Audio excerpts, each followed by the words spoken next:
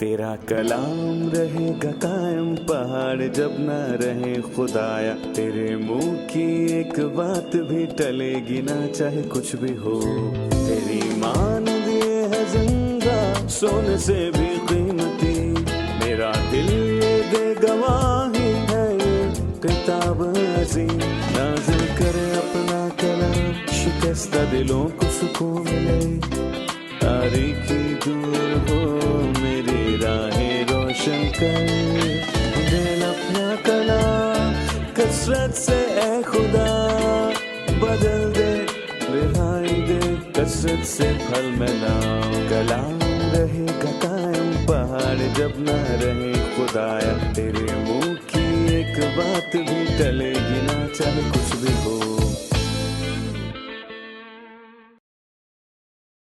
अजीज नाजरीन, मैं अयाज ज़रीफ आप तमाम देखने वालों को हमारे रोज़ के बाइबली मुतालियाती प्रोग्राम की नई किस्त में खुशामदीद कहता हूँ। अभी हम इमसाल की किताब का मुताला कर रहे हैं और आज हम 23वें बाब का मुताला करेंगे। इनमें से क्या गलत है और क्या सही, दौलत या दौलत होने की ख्वाहिश, और हम दौलत की तलाश कैसे करते हैं। क्या दौलत की तलाश करना अच्छी और काबिल तरजीह बात है या खुदावंद को इससे नफरत है।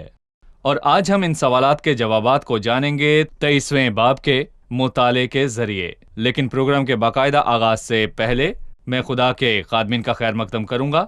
डॉक्टर फयाज खुशामदीद, डॉक्टर अमीन खुशामदीद, बहुत शुक्रिया। और स्टूडियो में आए हमारे दीगर मेहमानों को भी खुशामदीद।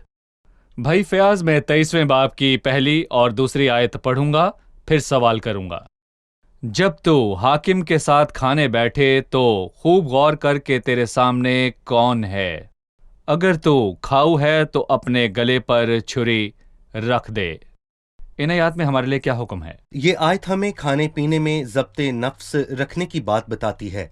फजल की तालीमात के साथ एक ये भी है कि हम परहेजगारी और सदाकत और दयानतदारी के साथ जिंदगी गुजारें और खुदा के साथ ताल्लुक रखते हुए हम दीनदारी में जिएं, जबकि हमारा अपनी ज़ात से ताल्लुक परहेजगारी की बुनियाद पर हो। यानी कि ज़ब्ते नफ्स, और ज़ब्ते नफ्स ये है कि मैं खुद से ये कह सकूं कि मैं तेरी खातिर ये नहीं करूंगा। मेरा दिल मुझसे कहता है ये मेरी ख्वाहिश है, लेकिन मैं अपने दिल से कहता हूं कि मैं तेरी ख्वाहिश को पूरा नहीं करूंगा। सो ज़ब्ते नफ्स से काम लेने का मौका खाने पर होता है। मैं खुद से ये कहता हूं कि बस अब मैं और नहीं खाऊंगा, और ये ज़ब्ते नफ्स की तरतीब है जो कि मैं कहूंगा कि बहुत ही अहम है। लिहाजा यहाँ आयत में लिखा है कि जब तू हाकिम के साथ खाने को बैठे, यानी किसी ऐसे के साथ जो कि आला मुकाम रखता हो, तो अपने आप पर काबू रख, हर चीज और सब कुछ ना खा ले। तो खूब गौर कर के तेरे सामने कौन है, मतलब कि तू थोड़ा ख्याल रख के तेरे सामने कौन बैठा है, और अपने मुंह पर काबू रख कर तू अपना खाना खा। ये ज़ब्ते नफ्स से चलने का एक तरीका है। जी ठीक है। चौथी आयत, मालदार होने के लिए परेशान ना हो, अपनी इस दानिशमंदी से बाज आ।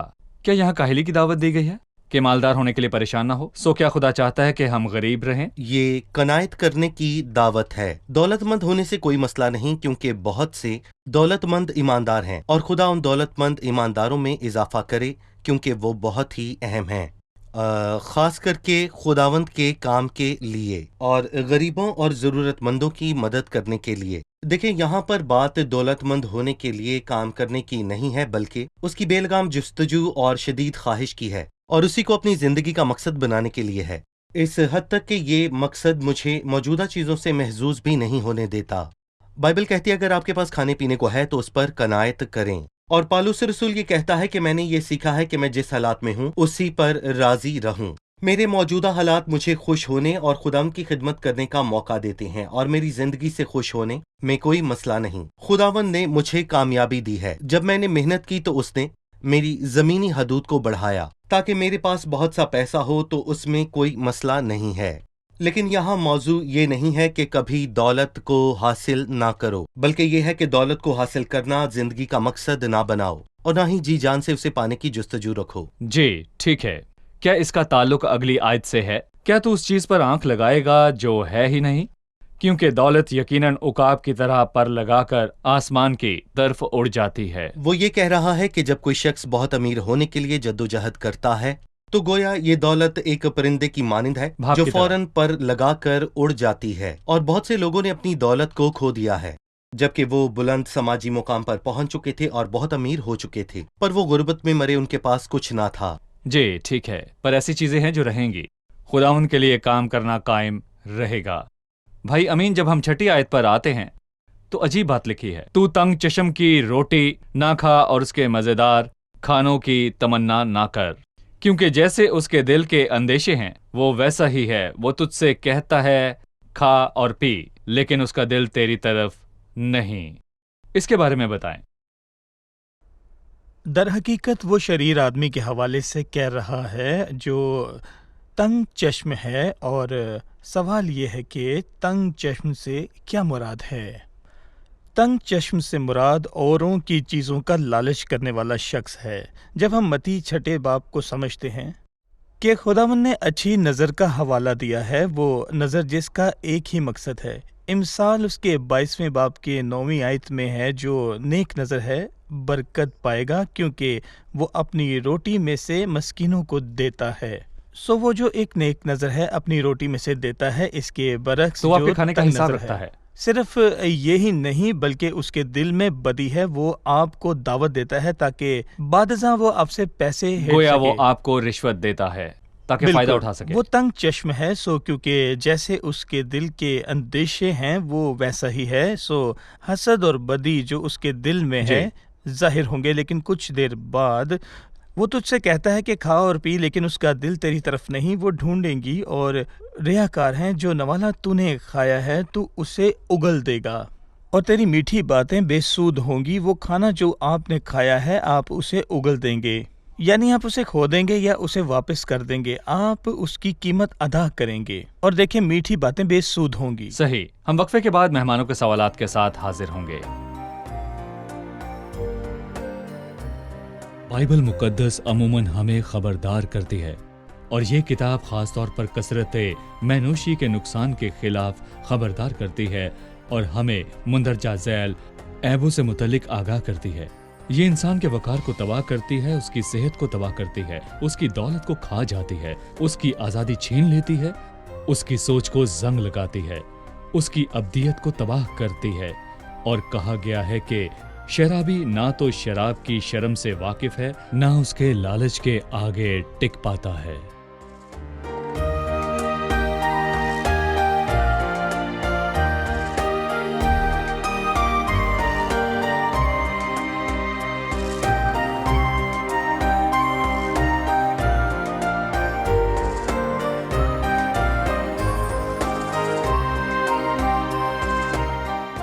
خوش آمدید، آئیے چلتے ہیں مہمانوں کی جانب اور جانتے ہیں ان کا سوال۔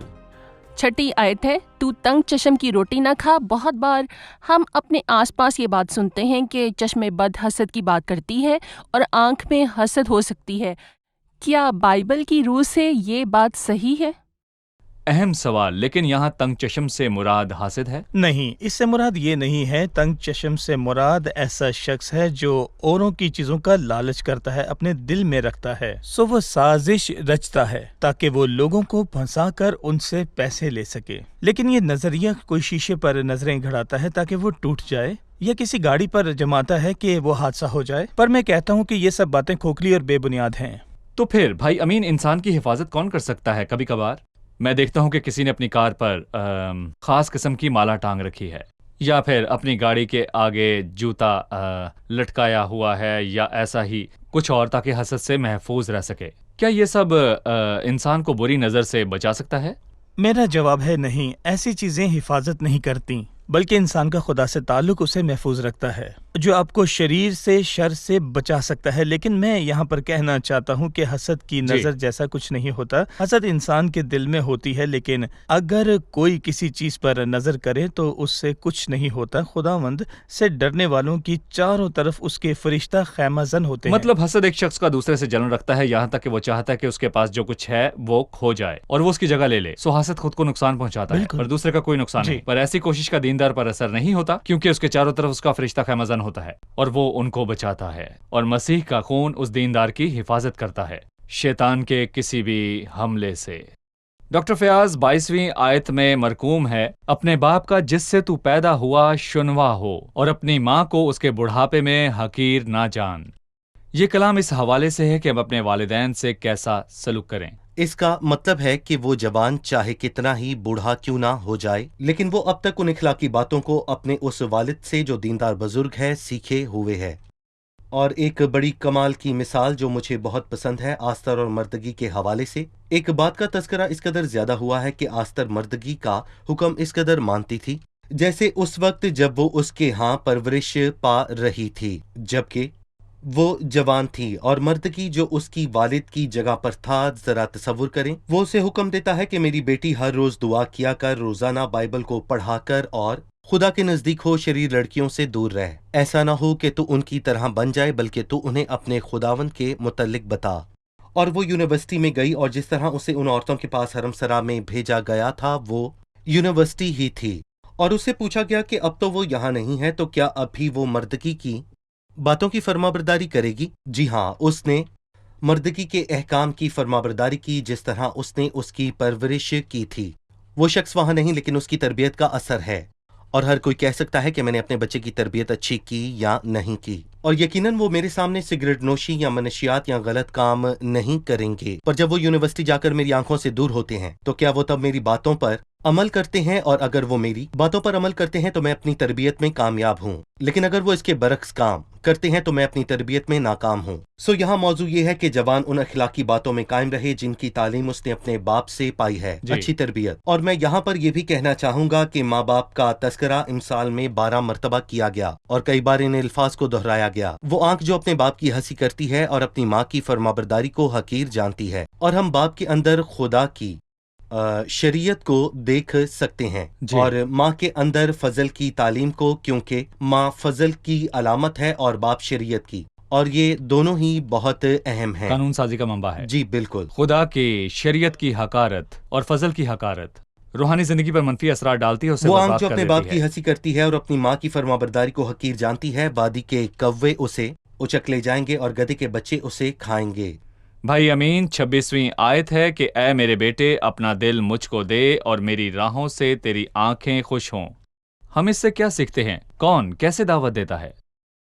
दरअसल ये दावत खुदावंद की तरफ से ईमानदार को दी गई है, गुनाहगार को नहीं, क्योंकि खुदावंद यहाँ ईमानदार से कहता है तू जिसका दिल बदल गया है और तू जो नए सिरे से पैदा हुआ है और नई फितरत को पा गया है, मैं तुझसे कहता हूँ अपना दिल मुझे दे।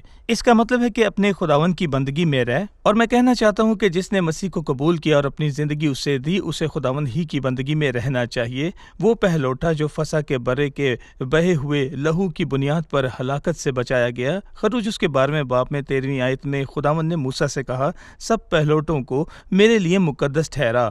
इसका मतलब है कि वो पहलौठे जो हलाकत से बचाए गए खुदावंद के लिए मुकद्दस किए जाएंगे, वो उसके लिए हैं। सो यहाँ खुदावंद ईमानदार से कहता है जो उसका हो गया है कि ऐ मेरे बेटे अपना दिल मुझको दे, मैं चाहता हूँ कि तेरा सारा दिल मेरा हो। सो बाइबल कहती है कि तू अपने सारे दिल से खुदावंद से मोहब्बत रख और अपनी सारी ताकत से खुदावंद अपने खुदा से मोहब्बत रख। मैं कहना चाहता हूँ कि खुदावंद की बंदगी कैसी अजीम है। पालूस रसूल रोमियो के 12वें बाब में ईमानदारों से कहता है, बस ए भाइयों, मैं खुदावंद की रहमतों को याद दिलाकर तुमसे इल्तमास करता हूँ कि अपने बदन ऐसी कुर्बानी के लिए नज़र करो जो जिंदा और पाक और खुदा को पसंदीदा हो। खुदावंद की बंदगी बेहद शानदार। पालूस कहता है वो इसलिए सब के वास्ते मुआ के जो जीते हैं वो आगे को अपने लिए ना जिए, बल्कि उसके लिए जो उनके वास्ते मुआ और फिर जी उठा है। फिर और मेरी राहों से तेरी आंखें खुश हों, और जब मैं बंदगी करने वाला हूँ मेरा दिल खुदावंद के लिए है। मेरी आंखों को खुदावंद ही पर लगा रहने चाहिए। और शानदार तरीन मिसाल मसीह है। लेकिन मैं एक मुख्तसर बात करूँगा कि गुनाहगार को नए दिल की ज़रूरत है, क्योंकि जिस्मानी आदमी का दिल जो गुनाह के साथ पैदा हुआ खराब दिल है। सो उसे दाऊद की तरह दुआ की ज़रूरत है। सो गुनाहगार को नया दिल चाहिए, और मैं कहना चाहता हूँ कि ईमानदार को बंदगी करने वाला दिल चाहिए। सो गुनाहगार को दिल की पैवंदकारी की ज़रूरत है, यकीनन एक नए दिल की, किसी और से नहीं बल्कि खालिक खुदा से। ऐ खुदा मेरे अंदर पाक दिल पैदा कर اور جب وہ خداوند سے ایسا دل پا لیتا ہے تو اسی کو تحفے کے طور پر اسے دے دیتا ہے، اے میرے بیٹے اپنا دل مجھ کو دے۔ خداوند کو آدھا دل دینے میں کیا خطرہ ہے؟ مان لیجئے کہ میں اسے اپنا 99% دل دیتا ہوں اور 1% اپنے لیے رکھتا ہوں۔ لوگ کہتے ہیں کہ 1 گھنٹہ اپنے دل کو اور 1 گھنٹہ خداوند کو، لیکن میں کہوں گا کہ 99% دل خداوند کے لیے ہے، لیکن میں ایک بہت چھوٹا حصہ اپنے لیے رکھ لیتا ہوں۔ اس میں خطرے کی کیا بات ہے؟ دراصل پھر یہ آنکھیں خداوند پر لگی نہ ہوں گی۔ خداوند نے کہا کوئی آدمی 2 مالکوں کی خدمت نہیں کر سکتا۔ یہ 2 مالک کون ہیں؟ خداوند اور دولت۔ یا تو خداوند کی 100% سلطنت پر دل پر ہوتی ہے یا تو دولت کی۔ مثلاً ایک اچھا ایماندار جو دیماس کہلاتا ہے، دیماس خداوند سے محبت رکھتا تھا، اس نے پالوس کے ساتھ مل کر خداوند کی خدمت کی، لیکن ایک ایسا لمحہ آیا جب وہ جہان اس کے دل میں آیا اور وہ جہان کو زیادہ پسند کرنے لگا۔ اور خبرداری یہ رہی، یوحنا رسول اپنے پہلے خط کے 2 باب میں یہ کہتا ہے، نہ دنیا سے محبت رکھو نہ ان چیزوں سے جو دنیا میں ہیں۔ جو کوئی دنیا سے محبت رکھتا ہے اس میں باپ کی محبت نہیں۔ کبھی کبھار بچے ایسے کھلونوں سے کھیلتے ہیں جن کے ننھے پرزے ہوتے ہیں اور انہیں جب پانی میں رکھا جاتا ہے تو پھولنے لگتے ہیں اور بڑے ہو جاتے ہیں، اور غالباً میرے دل کا 1% جو خداوند کے لیے نہیں ہے وہ شیطان کے قبضے میں ہے۔ وہ لومڑی بچے جو پاکستان خراب کرتے ہیں، جو آہستہ آہستہ بڑھتے جاتے ہیں اور سارے دل پر قبضہ کر لیتے ہیں۔ دیماس جس نے پولوس کو چھوڑا، ایسا اچانک نہیں ہوا، وہ درجہ بدرجہ اس سے دور ہوتا گیا یہاں تک کہ موجودہ جہاں کو پسند کرنے لگا۔ ہم ایک وقفے کے بعد مہمانوں کے سوالات کے ساتھ حاضر ہوں گے۔ ناظرین، ملتے ہیں ایک چھوٹے سے وقفے کے بعد، ہمارے ساتھ رہیے۔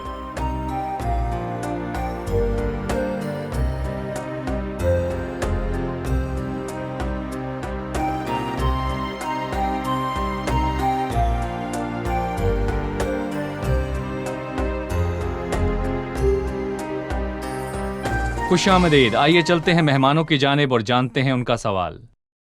27ویں آیت سے باب کے آخر تک وہ ہمیں فحاشا اور میں کے حوالے سے خبردار کرتا ہے۔ کیا اس کی مراد اسی سے ہے یا کسی روحانی بات کی طرف اشارہ ہے؟ فحاشا اور میں نوشی کے خلاف خبرداری، کیا مراد انہی سے ہے یا اس کا کوئی روحانی مطلب بھی ہے؟ دیکھیں، میں کہوں گا اس سے مراد تو مینوشی اور فحاشاہی سے ہے، لیکن اس کے ساتھ اس کا روحانی مطلب بھی ہے۔ اور نوجوانوں کے لیے میں کہوں گا کہ فحاشا اور زانیہ کے خلاف خبرداری ہے، جو انسان سے اس کی عزت اور وقار چھین لیتی ہے۔ 28ویں آیت میں اسے ایک لٹیرے سے تشبیہ دی گئی ہے، اور لٹیرا ہماری سب سے قیمتی شے کو لوٹتا ہے، اور اس نے ہماری سب سے قیمتی شے لوٹ لی ہے۔ اور مجھے فحاشا عورت کے متعلق ایک کہانی یاد آ رہی ہے، جب سمسون کی آنکھ ایک فحاشا کی وجہ سے کھو گئی۔ وہ چکی پیس رہا تھا، حالانکہ وہ ایک نذیر تھا، اور میں کہوں گا کہ وہ قوم کا قاضی تھا، لیکن اس کا انجام بہت برا ہوا اور سبب وہی فحاشا تھی۔ لیکن مجھے یہودا کا قصہ بھی یاد ہے، جو یعقوب کا بیٹا تھا، جو پیدائش 38 میں تمنا کو گیا تو وہاں تمر نے، جو اس کی بہو تھی، ایک فحاشا کا روپ دھارا اور اسے مکروہ کام کیا۔ بائبل بتاتی ہے کہ اس نے اس سے 3 چیزیں لیں، اور اس نے اپنے سسر سے مہر، بازو بند اور اس کی لاٹھی لی۔ یہ 3 چیزیں اس شخص کے اختیار کو ظاہر کرتی ہیں۔ مہر اختیار کی علامت ہے، بازو بند سماجی وقار کی علامت ہے، اور لوگوں کی نظر میں اخلاقی عکس اور برتاؤ کی علامت ہے۔ یہ تینوں علامتیں ہیں، لوگوں کی نظر میں وقار۔ جی بالکل صحیح کہا۔ اور لاٹھی خدا کے وعدوں پر تکیہ کرنے کی علامت ہے۔ مکروہ کام کرنے والا پہلے ہی یہ سب کچھ کھو چکا ہے، وہ لوگوں کی نظر میں وقار کھو گیا ہے، اور اپنے ضمیر کی برائی کے سبب سے وہ خدا کی دہشت کو محسوس کرتا ہے۔ اب وہ خدا کے وعدوں پر تکیہ کرنے سے قاصر ہے۔ اور یوسف کے بھائی اپنے ضمیر کی برائی کے سبب گھبرا گئے جب انہوں نے اپنے تھیلوں میں روپوں کو دیکھا۔ فحاشا کے سبب سے انسان اپنی عزت، اپنا وقار اور خدا سے اپنا تعلق کھو دیتا ہے۔ یہاں واقعی فحاشا کے حوالے سے بات کی گئی ہے، لیکن پچھلی قسط میں ہم نے دیکھا کہ فحاشا جھوٹے مذاہب کو پیش کرتی ہے، وہ مذاہب جو لوگوں کے گھڑے ہوئے ہیں، جو خدا کی نقل کرتے ہیں اور گناہگار کو کہتے ہیں، میں تجھے آرام دوں گا اور جو تو چاہتا ہے تجھے ملے گا، کیونکہ میرا شوہر گھر میں نہیں، اور جیسا کہ اس نے پچھلے باب میں اس نے کہا کیونکہ میرا شوہر گھر میں نہیں، اس نے دور کا سفر کیا ہے، وہ اپنے ساتھ روپے کی تھیلی لے گیا ہے اور وہ پورے چاند کو گھر واپس آئے گا۔ میرا شوہر یعنی کہ مرد خدا یسوع مسیح کی طرف اشارہ کرتا ہے۔ سو انسانی مذاہب کے اندر مذاہب شوہر اس یعنی مرد کی مرد موجودگی سے موجود خالی نہیں، ہیں۔ اور وہ نجات کی بات نہیں کرتے، وہ اپنے ساتھ روپے کی تھیلی لے گیا ہے۔ ایک ایسا مذہب جو مسیح کی حضوری سے محروم ہے اور مسیح اور اس کے خون اور اس کی قربانی سے محروم ہے۔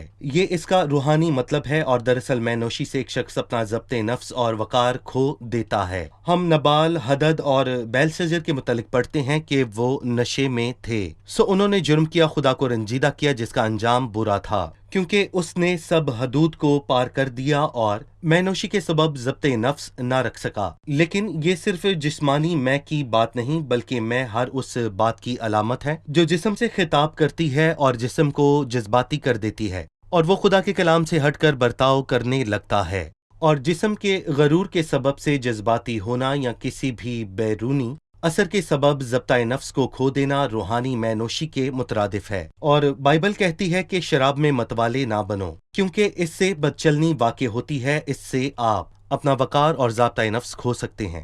جی ٹھیک ہے، بائبل یہ بھی بتاتی ہے کہ زندگی کی فکریں ایک نشے یا خمار کی مانند ہیں۔ سو ہمیں ایسے لوگ ملیں گے جو زندگی کی فکروں کے سبب نشے میں ہیں، یا دولت کے فریب کے سبب سے۔ سو دولت بھی جان پر میں کی مانند اثر انداز ہو سکتی ہے، اور زندگی کی فکریں جان پر میں کی مانند اثر کرتی ہیں، لیکن خدا سے ایک اچھا تعلق ذہن اور دل اور جان کو تازگی اور ہوش مندی عطا کرتا ہے۔ دراصل یہ الفاظ بے حد شاندار ہیں، اور سب جوان مردوں اور خواتین کے لیے میں نوشی اور زناکاری سے خبرداری کا پیغام ہے۔ میں کے متعلق یہ کہا گیا ہے کہ نہ تو میں نوش میں کی شرمندگی سے واقف ہے، نہ ہی ہوشیار اس کے لالچ کے آگے ٹک سکتا ہے۔ اس کا مطلب یہ کہ میں نوش ہوش میں نہیں، اس حد تک کہ وہ یہاں 23ویں باب کی آخری آیت میں کہتا ہے کہ انہوں نے تو مجھے مارا ہے پر مجھ کو چوٹ نہیں لگی، انہوں نے مجھے پیٹا ہے پر مجھے معلوم بھی نہیں ہوا۔ وہ اپنا ہوش کھو بیٹھتا ہے، اسے نشے میں مارا گیا ہے لیکن اس پر اثر نہیں ہوا ہے۔ نہ صرف یہ بلکہ وہ غلام ہے، میں کب بیدار ہوں گا، میں پھر اس کا طالب ہوں گا۔ صحیح، اور قسط کے اختتام پر ہم کہیں گے کہ بائبل مقدس میں نوشی اور نشے سے منع کرتی ہے۔ بائبل یا مسیحت میں میں یا شراب پینے کی ہرگز اجازت نہیں ہے، اس سے ہمیں باز رہنا چاہیے۔ سو قسط کے اختتام پر ہمیں میں نوشی، نشے اور فحاشا کے حوالے سے بائبل کی باتوں کو دہرانے کی ضرورت ہے، کیونکہ فحاشا گہری خندق ہے اور بیگانہ عورت تنگ گڑھا ہے، وہ راہزن کی طرح گھات میں لگی ہے اور بنی آدم میں بدکاروں کا شمار بڑھاتی ہے۔ کون افسوس کرتا ہے؟ کون غم زدہ ہے؟ کون جھگڑالو ہے؟ کون شاکی ہے؟ کون بے سبب گھائل ہے؟ اور کس کی آنکھوں میں سرخی ہے؟ وہی جو دیر تک میں نوشی کرتے ہیں، وہی جو ملائی ہوئی میں کی تلاش میں رہتے ہیں۔ جب میں لال لال ہو، جب اس کا عکس جام پر پڑے اور جب وہ روانی کے ساتھ نیچے اترے تو اس پر نظر نہ کر، کیونکہ انجام کار کو وہ سانپ کی طرح کاٹتی اور افعی کی طرح ڈس جاتی ہے۔ تیری آنکھیں عجیب چیزیں دیکھیں گی اور تیرے منہ سے الٹی سیدھی باتیں نکلیں گی، بلکہ تو اس کی مانند ہوگا جو سمندر کے درمیان لیٹ جائے، یا اس کی مانند جو مستول کے سرے پر سو رہے۔ تو کہے گا انہوں نے تو مجھ کو مارا ہے پر مجھ کو چوٹ نہیں لگی، انہوں نے تو مجھے پیٹا ہے پر مجھے معلوم بھی نہیں ہوا۔ میں کب بیدار ہوں گا؟ میں پھر اس کا طالب ہوں گا۔ زور آور الفاظ ہیں، امید ہے کہ ناظرین اور ہم سب جتنے سننے والے ہیں ان پر عمل کریں گے۔ چلیے مہمانوں سے جانتے ہیں کہ آج انہوں نے کیا سیکھا۔ جی، آج کے پروگرام سے آپ نے کیا سیکھا؟ مجھے اس آیت کی وضاحت بہت اچھی لگی جو کہتی ہے میرے بیٹے اپنا دل مجھے دے، کیونکہ میں سمجھتی تھی کہ یہ گناہ گار کو خداوند کی طرف سے بلایا گیا ہے، اور بطور ایماندار میں اکثر پریشان رہا کرتی کیونکہ میں اپنا دل خداوند کو دینے کے باوجود غلط کام کرتی ہوں۔ لیکن اہم بات یہ ہے کہ ایماندار کو یہ معلوم ہو کہ ایمان لانا کافی نہیں بلکہ خدا کا بیٹا ہونا ہے۔ صحیح۔ ہمیں بائبل کی عظمت کے آگے کس قدر جھکنا چاہیے جو ہمارے گھرانہ اور بچوں کی فکر کرتی ہے، کیونکہ وہ معاشرے کا بے حد اہم حصہ ہیں، اور وہ خرابی جو معاشروں میں پائی جاتی ہے در حقیقت بائبل کو نظر انداز کرنے سے ہے۔ ضبط نفس اور سنجیدگی کی صفت رکھنا بہت ہی اچھی بات ہے۔ شکریہ، خداوند آپ سب کو برکت دے، خادمین کا بھی شکریہ۔ بہت شکریہ۔ عزیز ناظرین، خداوند ہم سب سے یہی بات کہتا ہے کہ اے میرے بیٹے اپنا دل مجھ کو دے اور میری راہوں سے تیری آنکھیں خوش ہوں۔ اور بائبل ہمیں یہ تعلیم دیتی ہے کہ جہاں تیرا مال ہے وہیں تیرا دل بھی لگا رہے۔ آپ کے لیے سب سے قابل قدر چیز کیا ہے؟ اگر پیسہ آپ کے لیے قابل قدر ہے تو آپ کا دل اس میں لگا رہے گا، لیکن اگر زندگی میں خداوند سب سے قابل قدر ہے تو آپ کا دل اس میں لگا رہے گا اور آپ اس کے لیے ہر قربانی دینے کے لیے تیار ہوں گے۔ بائبل ہمیں ان لوگوں کے متعلق بتاتی ہے جنہوں نے اپنی جان کو عزیز نہ سمجھا۔ عزیزو، ایسے لوگ ہیں جنہوں نے خداوند اور اس کے کام کے لیے اپنی جانوں کی قربانی دی۔ وہ کسی بھی قربانی سے گھبرائے نہیں بلکہ خداوند کو اپنی جان پیش کی۔ اے میرے بیٹے، اپنا دل مجھ کو دے اور میری راہوں سے تیری آنکھیں خوش ہوں۔ آنے والی قسط میں پھر ملاقات ہوگی۔ خداوند آپ کو برکت دے۔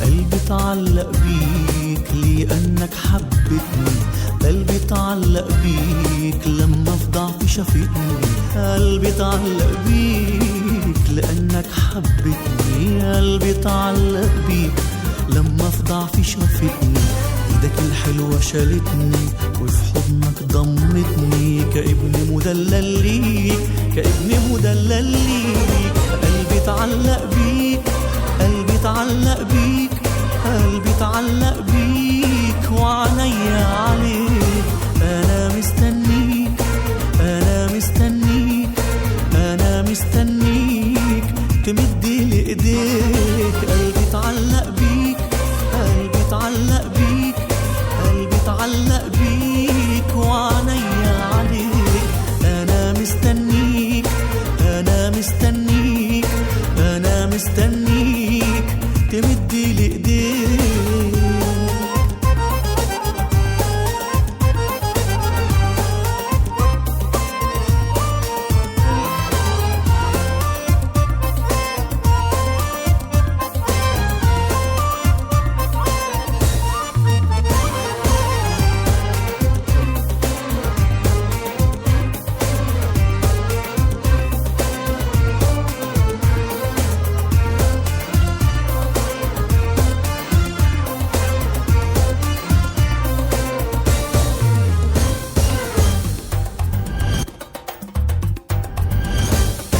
قلبي تعلق بيك يسوع لا سواك، قلبي تعلق بيك ربي ما أشهاك، قلبي تعلق بيك يسوع لا سواك، قلبي تعلق بيك ربي ما أشهاك، ملكتي كياني قلبي ويا لساني دوما يهتف بيك، دوما يهتف بيك، قلبي تعلق بيك، قلبي تعلق بيك، قلبي تعلق بيك وعينيا عليك، أنا مستنيك، أنا مستنيك، أنا مستنيك تمد لي إيديك، قلبي تعلق بيك، قلبي تعلق بيك، قلبي تعلق بيك وعينيا عليك، أنا مستنيك، أنا مستنيك، أنا مستنيك تمد لي إيديك.